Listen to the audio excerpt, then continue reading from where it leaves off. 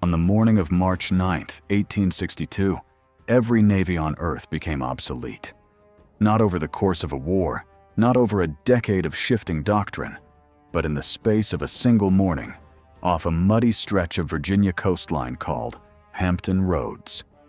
Two strange, unproven machines steamed toward each other, and by the time the smoke cleared, the wooden warship, the backbone of naval power since the age of sail began, was finished.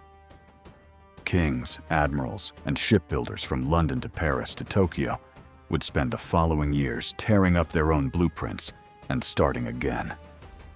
This is the story of the Monitor and the Virginia, two ships built out of desperation, commanded by men who automotive and structural limits tested every mile of the way, and an encounter that changed naval warfare forever, even though neither side actually won it. To understand why this fight mattered so much, you have to understand what came before it. For centuries, naval power meant wooden ships, wind and canvas sails, and rows of cannon along the hull. It was a formula that had barely changed since the days of Nelson and Trafalgar. Iron was for anchors and chains, not hulls. Wood was strong, buoyant, and workable, and generations of naval architects saw no reason to abandon it. But the American Civil War forced both sides into a desperate scramble for any advantage they could find, and that scramble would break naval tradition wide open. When Virginia seceded in 1861, Union forces abandoned the Gosport Navy Yard near Norfolk, but not before trying to dismantle everything in it. Among the wreckage sat the burned and submerged hull of a steam frigate called the USS Merrimack. Confederate engineers saw an opportunity where the Union saw only ash. They raised the hull, stripped it down to its waterline, and began building something the world had never seen: a ship encased entirely in iron. They constructed a sloped, armored casemate along the deck, angled to deflect incoming fire, and plated it with more than 4 inches of iron rolled at a Richmond ironworks.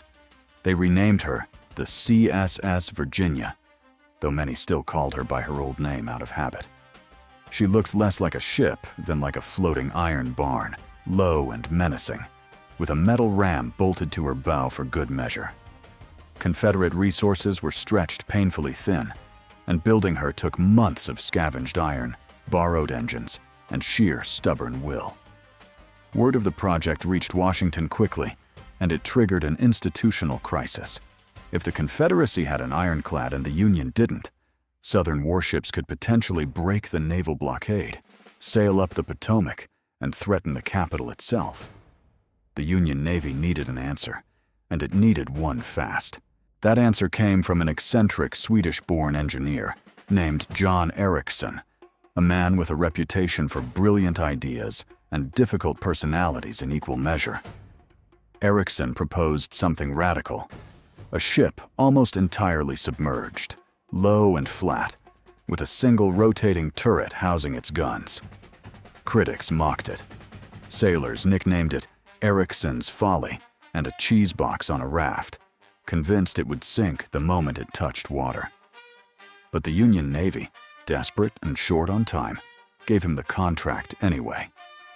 In just about 100 days, an astonishingly short window for something this experimental, Ericsson's team built the USS Monitor.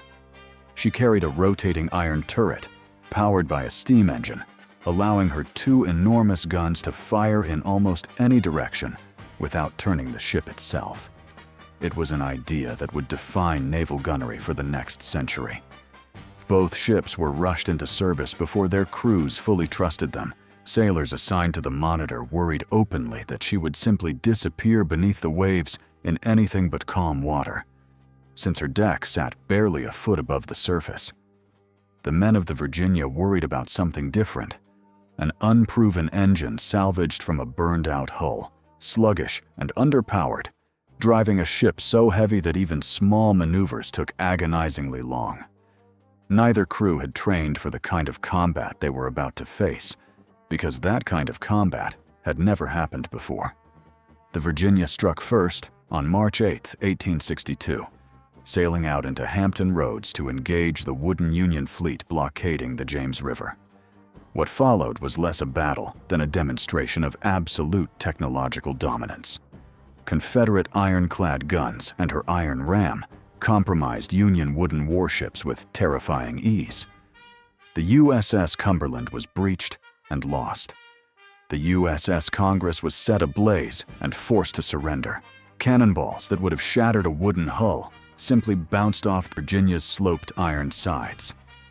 By nightfall, the Union blockade fleet had suffered one of its most severe single-day setbacks of the entire war, and alarm spread through Washington. But the Virginia, slow and difficult to maneuver, retired for the night, intending to finish the operations against the rest of the fleet in the morning. That night, almost as if arranged by fate, the Monitor arrived in Hampton Roads after a harrowing voyage down the coast that had very nearly overwhelmed her in rough seas. She took up a position guarding the grounded Union frigate Minnesota, the Virginia's next intended target. When dawn broke on March 9th, the crew of the Virginia expected an easy morning neutralizing wooden ships. Instead, they found something waiting for them that looked like nothing in naval history. A low, strange iron shape with a single rotating turret. What followed was roughly 4 hours of point-blank engagement between two ships that neither side could disable. Cannonballs that had shattered wooden hulls the day before simply glanced off both ironclads, again and again, at ranges sometimes under 100 yards. Sailors described the sound as less like naval combat and more like two blacksmiths hammering endlessly on anvils, the deafening clang of iron striking iron echoing across the water. Inside both ships, conditions were brutal. Smoke and heat filled cramped iron compartments. Men were overwhelmed by the constant concussion of shells striking just inches from their heads. The Monitor's revolutionary turret proved both a blessing and a curse. It allowed her guns to track the Virginia without the whole ship needing to turn. But its mechanism jammed repeatedly, and the noise inside it was said to be nearly unbearable. We share these defining moments of American ingenuity weekly, working to preserve the voices and lessons of our past before they are lost to time. Subscribe today to join our community of history enthusiasts and help keep these vital narratives alive. Neither ship could gain a decisive advantage. The Virginia tried to ram the smaller, more maneuverable Monitor, but missed, damaging her own already compromised bow in the process. The Monitor, in turn, struggled to fire at a low enough angle to seriously damage the Virginia's sloped casemate. At one point, a shell struck the Monitor's pilot house directly, temporarily blinding her captain and forcing her to briefly withdraw. The Virginia's crew mistook this retreat for a concession of the field, but by the time they turned to press the advantage, the tide was falling, and their ship was in danger of running aground. Both vessels, battered, deafened, and low on ammunition, eventually disengaged. Neither ship had destroyed the other. Neither ship had truly won.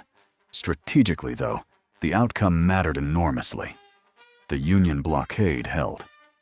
The Virginia never again seriously threatened the wooden warships she had dominated the day before, and 2 months later, facing capture as Confederate forces retreated from Norfolk, her own crew dismantled her rather than surrender the ship intact.